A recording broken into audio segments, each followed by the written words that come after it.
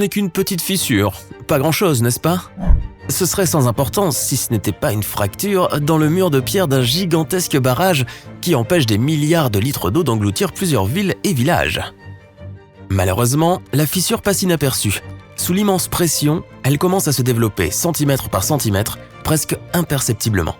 Mais ce n'est pas toujours si grave, c'est juste un signe que le matériau s'use. Mais alors, l'inévitable se produit.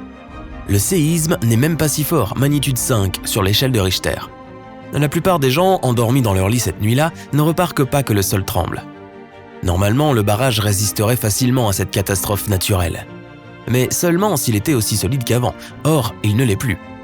Le séisme est la goutte d'eau qui fait déborder le vase. Le barrage commence à se rompre.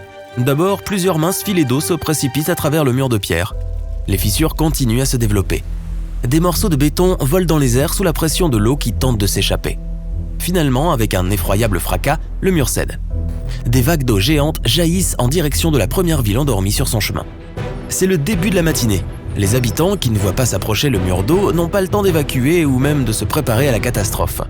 Lorsque le grondement du courant les tire hors de leur sommeil, ils ne peuvent que paniquer. Des hommes et des femmes attrapent leurs enfants et cherchent frénétiquement un terrain surélevé. Les rues sont instantanément inondées. L'eau est jonchée de livres des bibliothèques, de petits pains des boulangeries, de peluches, de vêtements, de meubles de jardin. Un gigantesque mur d'eau s'avance, avalant tout sur son passage. Il ne laisse presque rien derrière lui, ni arbres, ni bâtiments, ni parcs, ni terrain de jeu, juste un peu d'herbe. Une vague semblable à un tsunami balaie des millions d'hectares de terres agricoles. Et comme on est juste avant la récolte d'automne, des millions de gens passent des jours et même des semaines avec très peu de nourriture. La possibilité d'une famine devient alors étrangement réelle. Le barrage est également la principale centrale hydroélectrique de la région. Sa défaillance entraîne des coupures de courant massives. Des gens qui se trouvent à des kilomètres de la zone touchée par la catastrophe n'ont plus d'électricité. Ce qui entraîne aussi une pénurie d'eau douce, des problèmes de nourriture, des réseaux cellulaires défaillants, etc. L'eau du barrage rompu inonde des dizaines de villes et de villages en 24 heures. En cours de route, elle balaie les ponts, détruit les autoroutes, éventre les canalisations. Une zone aussi grande que l'État du New Jersey est recouverte d'eau sur au moins 30 cm. La plupart des endroits, cependant, sont recouverts de 5 mètres d'eau. Les stations d'épuration de toutes les villes touchées débordent, ce qui ajoute des eaux usées aux cours d'eau qui s'écoulent. Ces eaux, ainsi que les substances provenant de plusieurs usines chimiques endommagées, transforment l'eau en un mélange de substances toxiques. Quelques jours plus tard, tout est encore boueux. Il n'y a pas d'eau douce, les gens commencent à tomber malades. Il est presque impossible de les évacuer des zones touchées. La boue empêche les sauveteurs d'utiliser des véhicules sur roues. Les bateaux sont également inutiles car la plupart de l'eau est déjà drainée. Les villes de basse altitude comptant des millions d'habitants sont désertées. Tout ça est plutôt effrayant, n'est-ce pas ? Si tu penses que ce scénario catastrophe ne peut se produire que dans un film catastrophe, nous avons de mauvaises nouvelles pour toi. Sur les 57 000 grands barrages dans le monde, il y en a des dizaines qui peuvent céder à tout moment, sans prévenir ou presque. Les pluies torrentielles qui se sont abattues sur la Chine en juin 2020 ont provoqué les pires inondations de ces dernières années. Le fleuve Yangtze était bien au-dessus de son niveau d'inondation. Et le barrage des Trois Gorges, l'un des plus grands du monde, a eu du mal à gérer la pression. La construction a commencé à se déformer. Les experts craignaient même que cette gigantesque structure ne s'effondre. Une partie de l'eau a été libérée pour soulager la pression. La situation était réellement préoccupante. Si le barrage des Trois Gorges s'effondrait, plus de 400 millions de personnes en aval seraient menacées. Malheureusement, cette éventualité est très probable. Si des barrages plus petits et plus anciens en amont du fleuve venaient à défaillir, le barrage principal ne pourrait pas résister à l'accumulation de pression. Le 4e plus grand barrage du Moyen-Orient, le barrage du Mossoul, large de 3 km, a été construit sur un sol instable. C'est pourquoi cette structure massive a commencé à bouger. Ce mouvement a été incroyablement lent, mais pour un barrage de cette taille, cela pouvait signifier une catastrophe imminente.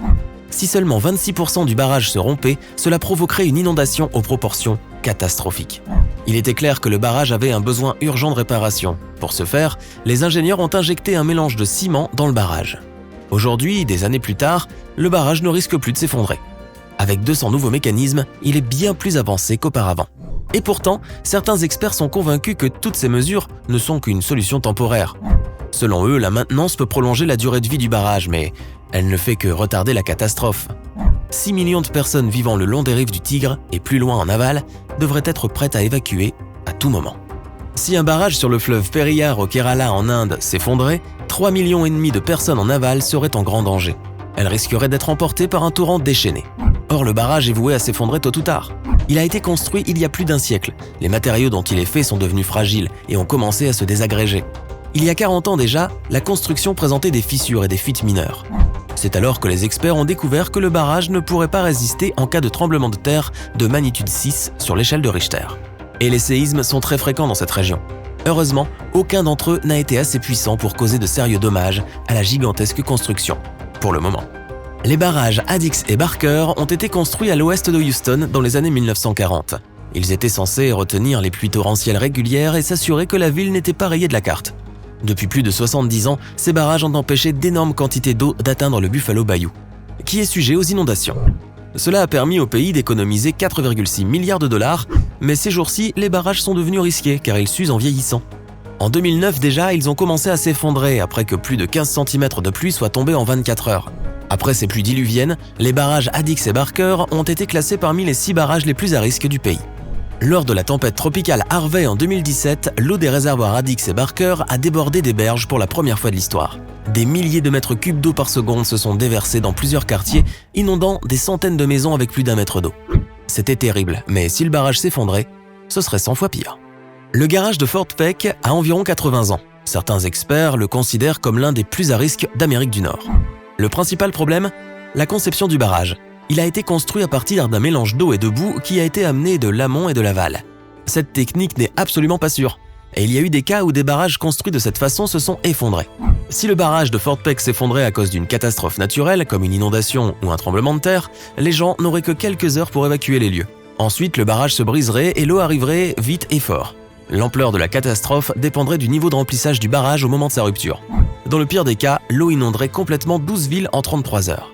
Elle détruirait également 5 autres barrages en cours de route, ainsi que des ponts, des autoroutes et des canalisations.